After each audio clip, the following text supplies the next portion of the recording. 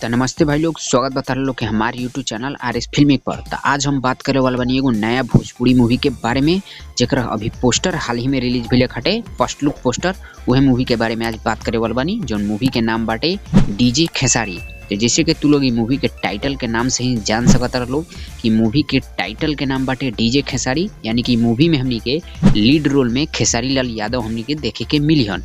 और भी बहुत सारा स्टार कास्ट मूवी में हमनी के देखे के मिलियन लोग, जैसे कि मूवी के लीड हीरोइन में हमनी के नीलम गिरी देखे के मिलियन, और कॉमेडियन के रूप में हमनी के महेश आचार्य ई मूवी में देखे के मिलियन, और शायद बाप के रोल या फिर विलेन के रोल में हमनी के अवधेश मिश्रा देखे के मिलियन। अब कंफर्म नहीं है कि बाप के रोल में बारन कि विलेन के रोल में बारन।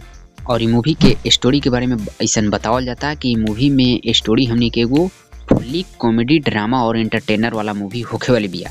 और मूवी के जौन हिसाब से पोस्टर देखला से ऐसा लागत आटे कि मूवी एकदम फुल्ली कॉमेडी वाला वाइब बनावे वाली बिया।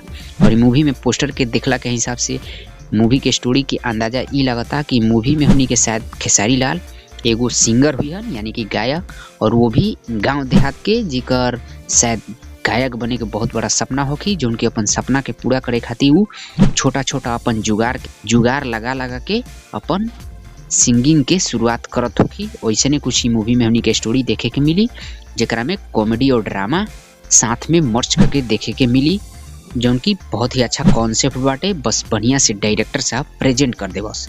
और डायरेक्टर साहब भी बाड़न, और ये मूवी के डायरेक्टर भी बारन पराग पाटिल, जो कि एकरा से पहले फसल जैसन मूवी और संघर्ष 2 जैसन मूवी ऑलरेडी ब्लॉकबस्टर बना के हमनी के दे चुकल बारन।